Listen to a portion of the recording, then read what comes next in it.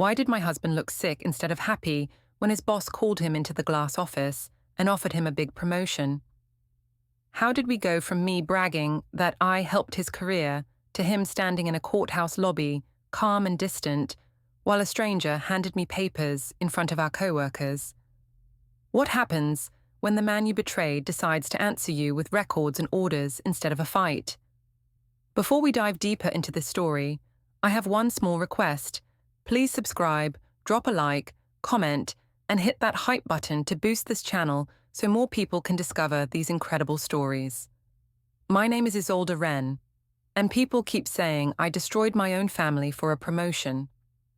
They say it like it is simple. I cheated with my husband's boss, he found out, and now I deserve every ugly thing that followed. I do not think it is that simple. I wanted safety. I wanted status. I wanted to stop feeling like life was always one bill away from falling apart. Owen is a good man, yes. Everyone loves to remind me of that now. He works hard, he comes home, he packs our daughter's school bag, he fixes things that break. But he was also small in his thinking. He was happy to stay stuck in the same mid-level role forever, like steady was enough for all of us. I was the one who sat in HR meetings and heard about cuts, about favorites, about who could be pushed out. Marcus, his boss, understood that world. He noticed me. He listened when I talked about Owen's potential. He said I was smart, sharp, wasted in a small seat. I told myself what we did together was for our family. I told myself I was just helping Owen get what he deserved. I still think I was the only one in that house who understood how close we were to losing everything. That morning, I woke up to the sound of cutlery in the kitchen and our daughter humming some cartoon song. Owen was already moving around, like always. He liked to be up before everyone, lining up breakfast like he was preparing a small office, not feeding his family. When I came in, he asked if I wanted oats or toast. I said I was tired of oats and tired of toast. I said I wanted to feel like life had more options than brown bread or white. He looked at me for a second, spoon in hand. He asked if something was wrong. I said nothing was wrong, just stuck. I told him he liked stuck. I said he was comfortable where he was, at work and at home. He said routine was not the enemy, that it kept us safe. I rolled my eyes and said safe and dead felt the same most days. My phone lay on the table next to my mug. A preview slid down the screen. It was from Marcus. He had sent a short message saying he wanted to go over Owen's development path later and that he knew I would have ideas, as usual. Even just seeing my name and his in one small bar made my chest warm. I locked the phone before Owen could see it. He glanced at the phone anyway. He asked if it was work. I said yes, obviously. I said not all of us got to hide in a small office with routers and wires. Some of us had to actually talk to people to keep our jobs. That was unfair, and I knew it, but it made him go quiet. Quiet meant I had control. Mila climbed onto her chair with her school jumper half on. She asked if Daddy would be the boss now since he fixed so many problems. Owen laughed and said bosses were not always the ones who fix things. I cut in and said maybe if his boss listened to the right people, things would finally change. Mila just asked if she could have jam. After they left for school, the flat felt too small. I wanted high ceilings and big windows, not second-hand cupboards, and the smell of toast. In the bedroom, I pulled out a blouse that fit closer than my usual ones and a pencil skirt that did things for my hips. I took a quick photo in the mirror and sent it to my mother, Helena. I wrote that, "Your girl is off to charm corporate." She replied that I should make sure Mr. Big Boss understood who really kept his department running. It was a joke, but not really. When I turned to grab my bag, I saw Owen's laptop open on the small desk by the window. He must have left in a rush. The screen was still on. I moved closer to close it, then saw a spreadsheet. Not his usual work one, with codes and routes and warehouse nonsense. This one had dates in the first column. The second column had short notes: late payroll call, Marcus email, drinks talk, Isolde overtime. There were initials too, small, neat. My stomach tightened for a second. I snapped the laptop shut. Out loud, to the empty room, I said he was losing it. I said he was turning into some kind of cheap detective, tracking his own wife like a suspect. Saying it out loud helped. It made him the problem, not me. On the bus, I called Helena. I told her I had seen a spreadsheet on his laptop with my name and times on it. I said he was making evidence, like I had done something wrong. I said he was acting like a man on a crime show, not my husband. She made a disgusted noise and said men loved power more than they loved wives. She said Owen was scared that once other people saw my value, I would realize how small he was. She told me not to let a small thinker clip my wings. Her words sat inside me like a shield. At the office, the open-plan floor buzzed with the usual noise: phones ringing, keyboards clicking, fake laughs from people who wanted to sound busy. I walked in with my bag over my shoulder, feeling taller than the cubicles. Daria waved from her desk in HR and mouthed, "Coffee later." I nodded. Marcus's glass corner office looked down over our rows of desks. His blinds were half open. I saw him glance up from his screen as I logged in. He gave a small nod that no one else would notice. It felt like a secret handshake. I told myself it was just basic respect from a boss to someone who actually kept payroll straight. I did not look at the part of my mind that liked it too much. Around 10, Marcus came down from the executive floor and stopped by my desk. He asked, in his smooth way, if I had time to talk later about career progression for certain people. He said he trusted my sense of who was ready to step up. His hand rested on the back of my chair for a moment. I heard Daria snort softly from the side. After he walked away, she came over with her mug and said I was sitting on leverage and not using it enough. I laughed and said someone in this marriage had to think long-term. At lunch, in the tiny HR meeting room, Daria and I shared a salad and some gossip. I told her Owen had been weird lately about Marcus. I said he asked too many questions about messages, about late calls. I mentioned the spreadsheet. Daria's eyes widened. She said that was borderline insane. She said men like that were always scared their wives would realize they could do better. She said maybe Owen knew he did not really push for his own career, so he hated that I did. I liked that version of the story. In that version, I was the ambitious one carrying him. After work, I got home first. The flat was quiet. I started boiling water for pasta, just so it would feel like I was doing the house thing too. Owen came in with Mila a bit later. She ran ahead, waving a drawing. It showed 3 stick figures holding hands. Above them, she had written, "My family," in heavy letters. Owen bent to kiss her head and asked if she had shown me her masterpiece. I said yes, and that it was cute.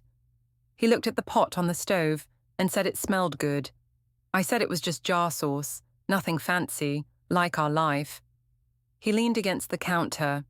He asked how my day had been. I said busy because of course. He asked if I had spoken to Marcus. I said yes, about business. I asked if he was planning to be jealous every time my boss needed my brain. He said he was not jealous. He was confused. He said Marcus talked to me more than he talked to him, even though Owen was the one in operations. I told him maybe that was because I was sharper.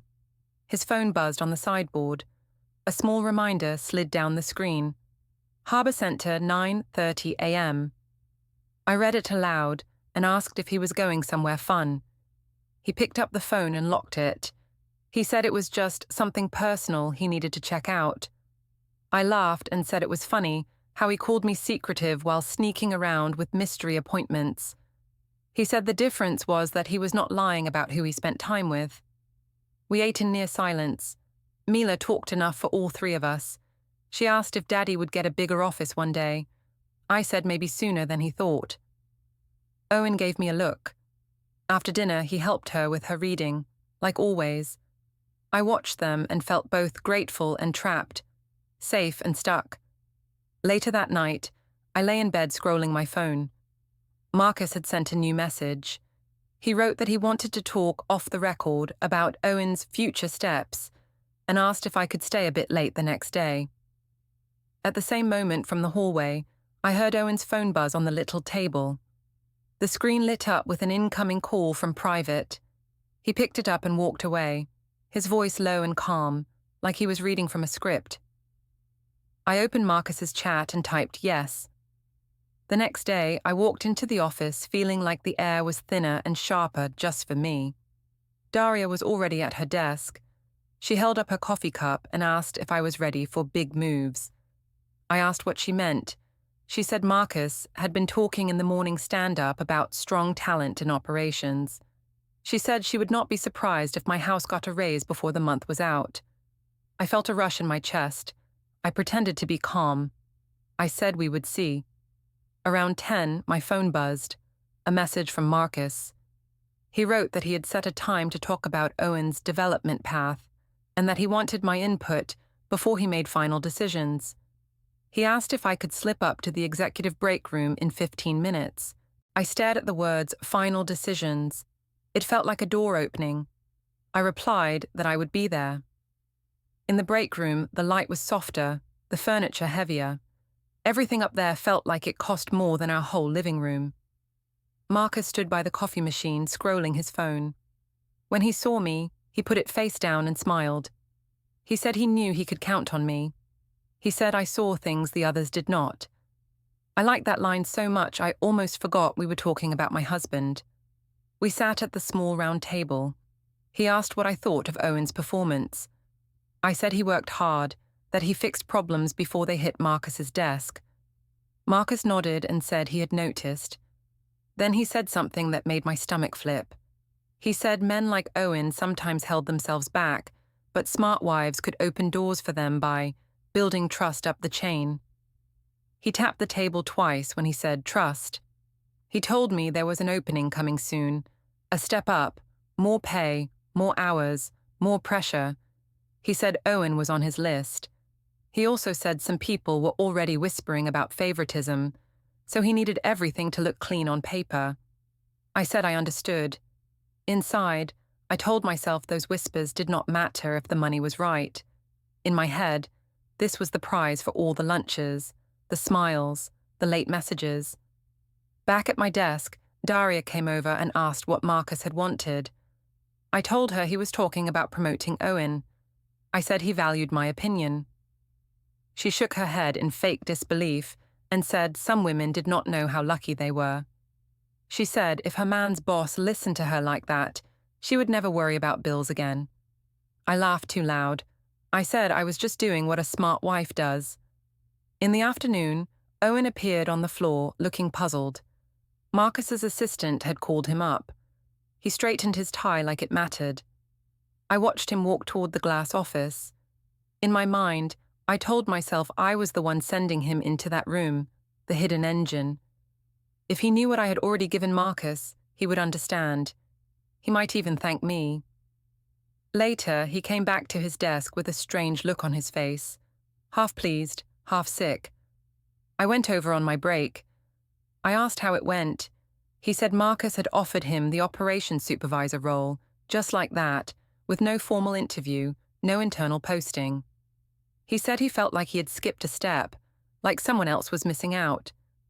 I told him not to ruin this with his fairness voice. I said sometimes life finally picked you, and the right move was to say thank you.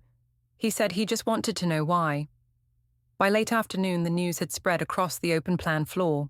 Someone started a group chat called Owen Got Leveled Up. People dropped in emojis and congratulations. Daria posted that it proved talent rises when leaders listen to the right people.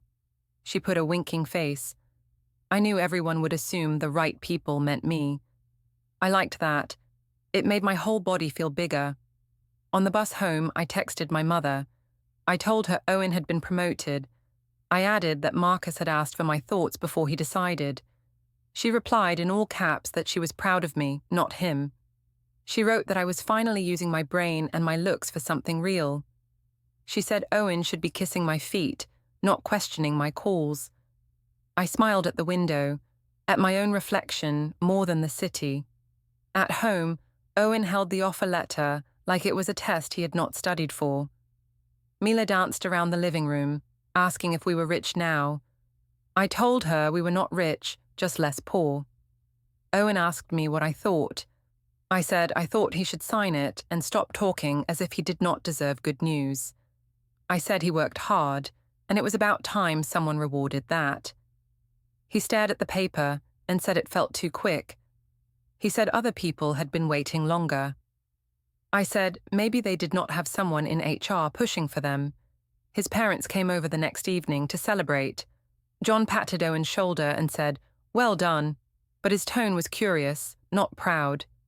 He asked how the process had gone, if there had been interviews. Owen said there had not. John frowned and said, "Usually there were steps."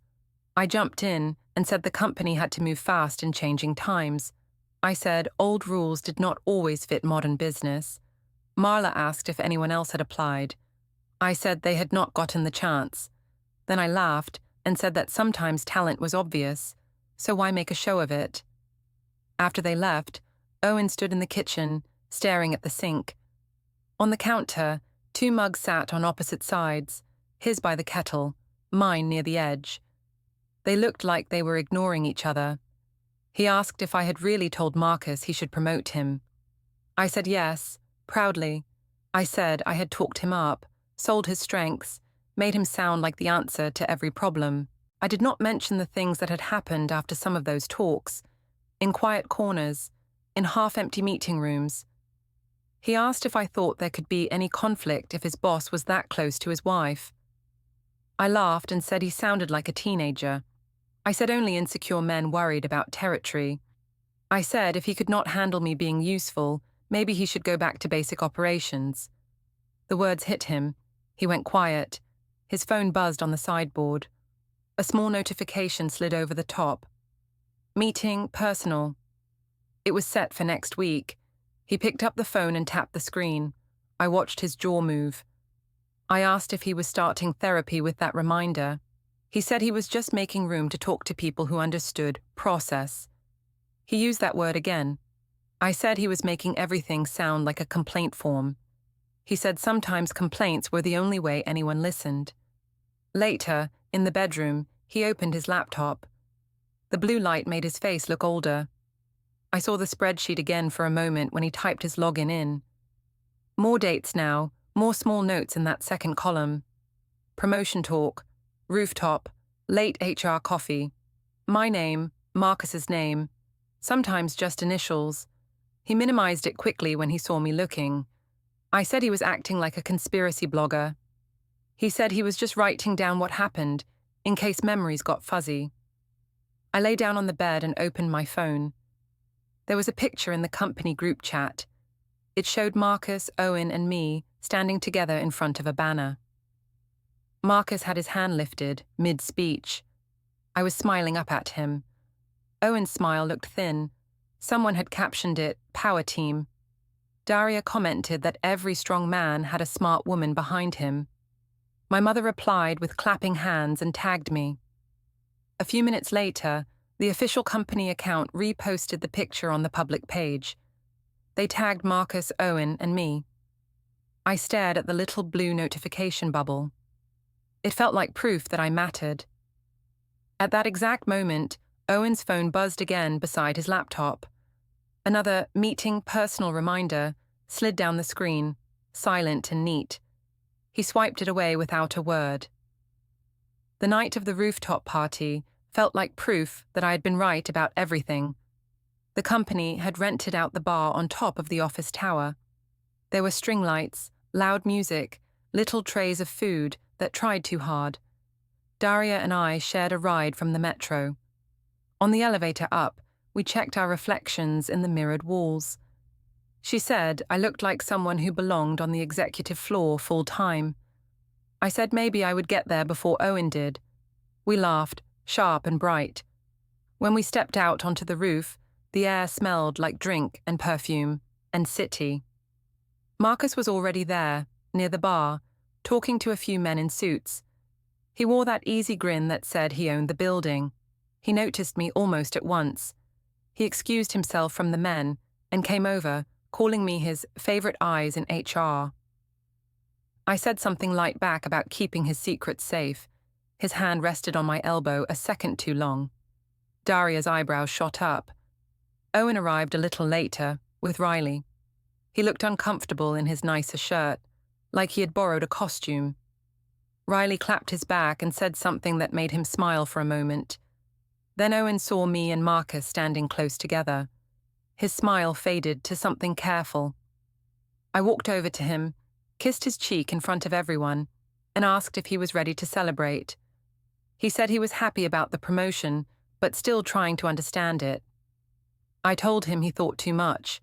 I told him not every gift came with poison. I could feel Daria watching us. As the evening went on, the music climbed and the drinks doubled. People told Owen congratulations over and over. Some meant it. Some said it like they were testing a joke. One guy from accounting raised his glass and said Owen was lucky his wife had such good connections. Everyone laughed. Owen flushed. I laughed too, because what else could I do? If I got defensive, it would look guilty. At one point, Daria pulled me to the side and whispered that I should lean into the story. She said if people believed I had Marcus's ear, they would treat me like I mattered. She told me to stop worrying about Owen's pride. She said pride did not pay rent. I knew she was right about that part. Marcus tapped his glass later to give a speech. People gathered around him like iron filings. Owen and I stood near the front. Marcus started with the usual lines about growth and challenges. Then he shifted and looked straight at us.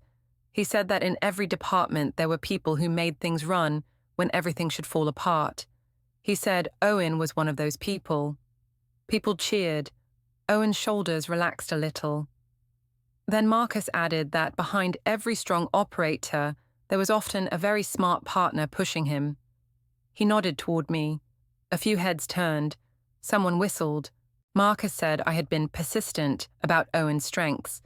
He said he wished more spouses were so involved. The crowd laughed, some uncomfortably. I felt a rush of power and shame mixed together. I chose to feel the power. Daria raised her drink and shouted that we should toast to women who get things done. A chant for a toast started, messy but loud, glasses lifted. Someone near the back held up a phone to film Marcus and us together. He put one arm around Owen's shoulder and, for a second, his other hand rested low on my back. I did not move away. It felt like a crown made of human hands. After the speech, Marcus drifted off to talk to a client. Owen turned to me. He said it felt strange being promoted by a man who seemed more excited about his wife. I told him he was being dramatic. I said Marcus just respected that I cared enough to understand the business. I accused him of being threatened by my influence. He said he did not want his career linked to anything that could be questioned later. I said nothing would be questioned if he stopped drawing attention to it. He fell quiet. Then his phone buzzed in his pocket. He took it out. For a moment, I saw the screen. A calendar event flashed at the top. Follow-up 7:55 p.m. He frowned, stepped away from the crowd, and put one earbud in. I watched him talk near the edge of the roof, in the shadow of a plant wall. His lips moved, his head tilted. I could not hear the words over the music, but I recognized the posture of someone in a serious call. He scribbled something on a small notepad he kept folded in his pocket. When he came back, his face looked calmer, not happier. Calm like a person who had decided something. As the night went on, I drifted between groups. At one table, a few of the women teased me gently. They asked how it felt to be the real power in my marriage. I laughed and said I was just good at reading people. One of them asked if Owen ever worried about how close I was to Marcus. I rolled my eyes and said my husband had a jealous streak, but it only came out when good things happened. The group laughed.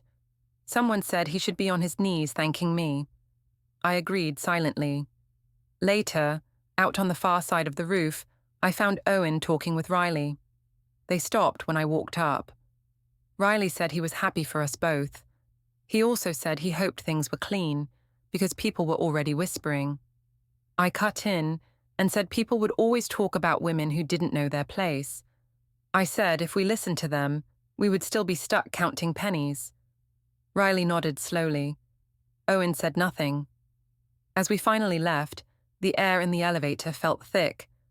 The ride down to the parking garage was quiet. My phone buzzed with new tags, short videos, blurry photos, jokes. On one clip, you could see Marcus with his arm around me, while Owen stood just to the side, smiling too hard. The caption said, "When the boss loves your whole family." Comments popped up under it. Some were just laughing faces. One said, "HR goals." In the parking garage, the lights were harsh and humming. Our footsteps echoed on the concrete. Owen unlocked the car and we climbed in. For a moment, we sat in silence, each in our own glow of phone screen and dashboard light. His phone buzzed again on the holder. A small notification appeared. File uploaded successfully. Archive A. I frowned. I asked if he was backing up work things. He answered that he liked to keep important information in more than one place. I joked that he sounded like an old man learning to use the cloud. He did not smile. As he started the engine, I noticed a small USB stick in the center compartment. It had a strip of white tape on it with today's date written in his neat hand. I picked it up. I asked what was on it. He said it was just copies of things he did not want lost. I said he was overreacting. I said no one cared enough about our life to need copies.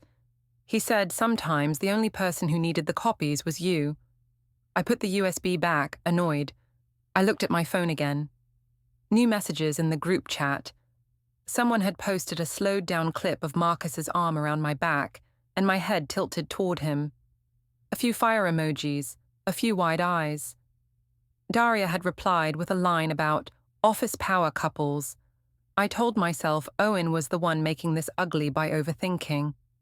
I told myself people would forget the video by next week. I told myself I had won tonight. The weekend after the rooftop party, the tension in our flat turned heavy, like wet clothes that would not dry. On Saturday morning, Owen said he wanted to take Mila to the park. He asked if I wanted to come. I said I had laundry and life admin. That was not true. I just did not want to sit on a bench watching him push a swing, pretending the promotion had not come with a price. After a while, I changed my mind. I told myself a good mother showed up. I walked to the park and saw them near the slide. Owen was pushing Mila gently. She laughed in small bursts. When she saw me, she waved hard and called out that I had to look at her super jump. Owen looked over and gave me a small nod, not a smile. I sat on the next bench. Owen asked if I was okay. I said I was fine. I said I was just tired from carrying everyone's future. I told him again that he should be happy, that he had jumped a level most people never reached. He said again that he just wanted to understand why it had happened so fast. He mentioned Marcus's arm on my back, the videos, the way people talked. I rolled my eyes. I told him he could not expect me to act invisible just because he was afraid of gossip. I said if he really respected me, he would be proud that his boss listened to me. He looked at the gravel near his shoes. He said something about reputations lasting longer than parties. I snapped that he sounded like his father. He went quiet, then asked if I would come to dinner if he invited both families to celebrate properly. I heard the word witnesses under celebrate, but I said yes anyway. I thought I could win that room. A few days later, we met at a big family restaurant with long tables and loud lighting. Helena and my little brother arrived first. She hugged me and said she had been telling everyone that her daughter had dragged a promotion home by sheer will. She barely greeted Owen. John and Marla came in next, slower, holding a wrapped gift for Mila. They hugged her first, then Owen, then me. Their eyes were kind but searching. We all squeezed around the table. The menus were sticky from children's hands. The noise of other families wrapped around us. Helena ordered wine at once and said we were celebrating Isolde's big win. John corrected her and said it was Owen's promotion. Helena smiled sharp and said nothing happened without me building relationships.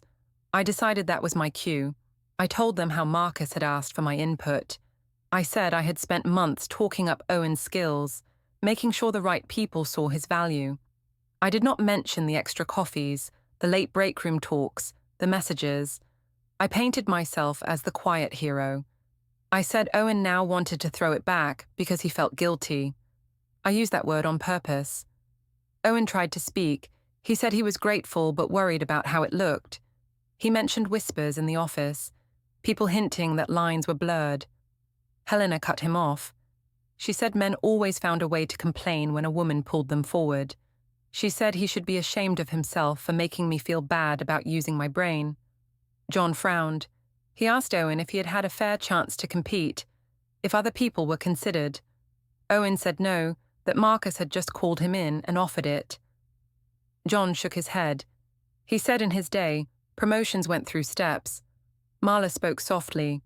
She asked if my closeness with Marcus could cause trouble, not because she thought badly of me, but because people loved dirty stories. Her tone was gentle, but I saw the suspicion under it. I felt cornered, so I did what I do best. I pushed back. I told them Owen was obsessed. I said he kept a spreadsheet of my movements like some detective in a cheap show. I said he wrote down when I had coffee with my own boss, when I stayed late to fix payroll. I described the bank binder and the way he took calls from private numbers. I made it sound like a thriller. Helena gasped and said that was controlling. My brother asked if Owen checked my phone too. I said he had not yet, but probably wanted to. Marla looked at her son. She asked if that was true. Owen did not lie. He said he had written down dates and events because he felt like he was slowly being convinced his worries were crazy. He said he wanted something solid to look at later, when everyone had their own version of the story. He did not raise his voice. That almost made it worse for me, because he sounded reasonable. I laughed loudly and said that was exactly what abusers say, that they just need facts. I said he wanted to have a file on me in case I ever left, so he could ruin me. Helena nodded fiercely. John looked hurt. He said he had raised his son to be honest, not sneaky. Marla, eyes shiny, said quietly that she did not like any of this. In the middle of the table noise, Mila tugged at my sleeve. She asked why people were angry about Marcus if he was the one who helped Daddy get more money. She said it seemed like a good thing.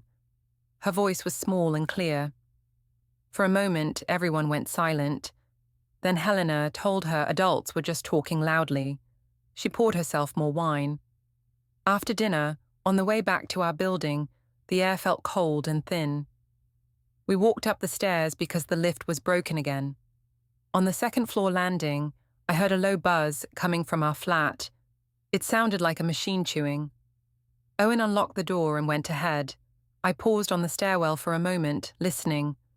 The sound was the shredder, paper going in, strips coming out. I followed the noise to the small corner by the living room where we kept the desk. Owen stood there, feeding papers in, stopping, checking something, then shredding again. On the desk lay neat piles of envelopes and printed screenshots. The laptop screen glowed. For a second, before he saw me, I saw a clean desktop with only a few folders. 2 of them were named Archive A and Archive B. My chest tightened. It looked like my life had been turned into filing cabinets. He noticed me and clicked into another window. I asked if he was shredding my future. He said he was clearing out what he did not need and keeping what mattered. I said he sounded like Marcus. He said he was nothing like Marcus, except that he had also learned to think ahead. In the hallway, Mila stood rubbing her eyes. She asked why Daddy had moved his pillow to the other room. She asked if it was because he was mad at me for helping with the promotion. I opened my mouth to answer, and nothing came out. Behind her, on the wall, the calendar hung straight. One date, 3 weeks from now, was circled in red, with no words next to it. I suddenly wanted to know exactly what it meant, but I could not bring myself to ask. The days after that dinner felt like the ground under our flat had shifted an inch sideways. Nothing looked different, but nothing sat right. Owen moved through the rooms with a strange calm I could not break. He made breakfast, packed Mila's lunch, took out the bins, every chore done with the same steady rhythm. But he did not try to talk about the dinner. He did not ask how I felt. He did not defend himself to my mother or correct the parts of the story I twisted. He did nothing except become more silent, more precise. One morning, I found 2 mugs set on opposite ends of the kitchen counter, his by the kettle, mine near the edge. It felt like a line drawn without a word. I moved mine next to his out of spite. When he came in, he quietly moved his mug back to the kettle, not saying anything. That silence stung more than shouting. At work, Daria asked for updates. She wanted the spicy version. She asked if Owen was grateful yet, now that his salary had jumped. I told her he was acting strange, almost paranoid. I said he was making up stories about me and Marcus. She laughed and said it was always the insecure ones. Then she added that Marcus had been in a great mood all week, which she said probably meant something.